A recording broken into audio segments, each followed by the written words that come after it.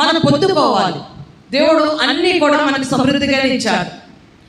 పిల్లలు ఏది కూడా మనం మన జీవితంలో అనుభవించకుండా ఉసూరుమంటూ బాధపడుతూ వేదన పడుతూ మన జీవితంలో ముందుకు గెంటమని ప్రభువట్లేదు. అన్నీ కూడా సకాలముగా సమస్తములు కూడా సమృద్ధిగా అన్నీ కూడా మనకి ఇచ్చాడు. నరుడిని ఒంటరిగా ఉండకూడదని సాటిని స్త్రీ చేసి ఆ వారికి ముందుగా అన్ని సిద్ధపరిచి ఇచ్చాడు. వాళ్ళు పుట్టేక అన్ని ఇవ్వాల, పుట్టక ముందే అన్ని ఇచ్చాడు. వాడిని సృష్టించక ముందే అన్ని ఇచ్చాడు. ప్రేమిడ, నిన్ను సృష్టించక ముందే నీకు కూడా అన్ని ఇచ్చాడు, అన్నీ ఇచ్చేశాడు. నిన్ను సృష్టించక ముందే నీకు ఏం కావాలి, ఏం అవసరం కలిగి ఉన్నావు, ఏ సాయం కొనుక్కున్నావు అన్నీ కూడా ఆయన సిద్ధపరిచి ఉంచాడు. అయితే అవన్నీ కూడా నువ్వు తీసుకొని నువ్వు పొందుకొని తృప్తి పొందడానికి ఈ మార్గాలు దేవుడు చూపిస్తున్నాడు. ఈ మార్గంలో వెళ్ళు. పాటల ద్వారా, ప్రార్థన ద్వారా, వాక్యం వినడంలో, ఆయన ఎందుకు భయభక్తులు కలిగి ఉండడంలో, ఆయన రాకడ కొరకు అన్ని విషయంలో నువ్వు తృప్తిగా వెళ్ళు. నామకంతం కాదు, ఏదో చేస్తున్నానని కాదు, ప్రేమిడ ఏదో నమ్ముకున్నాను చేయాలని కాదు. తృప్తిగా నీ జీవితం, ఆత్మీయ జీవితంలో ప్రతి విషయంలో తృప్తిగా ఉంటున్నానా లేదా? ఈరోజు నీకు నువ్వు తీర్మానం చేసుకొని, ప్రభువా ఇదిగో నీ ఆత్మీయ జీవితంలో నేను చేస్తున్న ప్రతి విషయంలో నేను తృప్తిగా తెస్తానయ్యా. నేను కూడా ఏ విషయంలో, నా హృదయంలో ఏ వాంఛతో ఉన్నాను, ఏ కోరికతో ఉన్నాను, ఏ మనోభిష్టంతో ఉన్నాను ప్రభువా, అవి నాకు ఆ కోరికలు తీర్చి నాకు నిజమైన తృప్తిని, అంటే ఆ కోరిక ద్వారా ఏంటంటే చాలించాలంటే కాదు ప్రేమిడ, చాలించాలంటూ కాదు ఇచ్చేది. ఒకడు అప్పులు తీరాలని నువ్వు అడుగుతున్నావని మనోభిష్ట ఏం చేస్తాడో తెలుసా?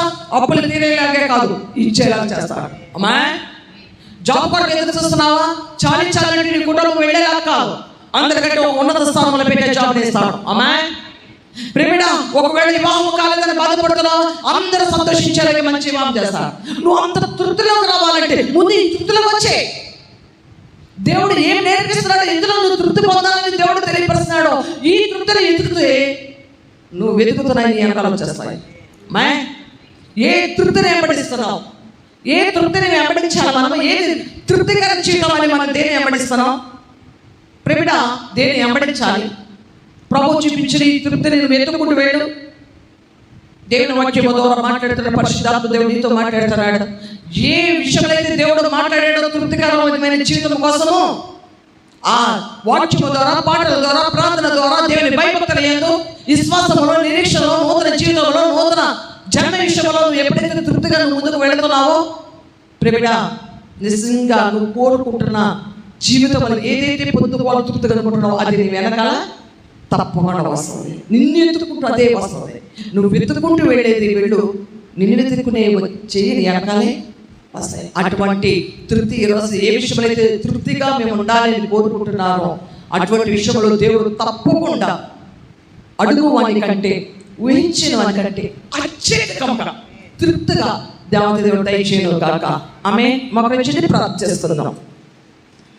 పరిశుద్ధుడైన తండ్రి, సహాయకుడైన దేవా, సకలాశ్వరులకు కారణభూతుడైన మా ప్రియ పరలోకపు తండ్రి, దేవా ఈరోజు చెప్తారా మాతో మాట్లాడవు ప్రభా. తృప్తిగా నాయన మా జీవితం తృప్తిగా మేము ఆనందించకపోతున్నాం నాయన. తృప్తి మాలో లేదయ్యా. నిజమైన తృప్తి లేక మేము ఇంతకాలం బాధపడ్డాం, కానీ ఈరోజు మాకు ఎన్నో తృప్తి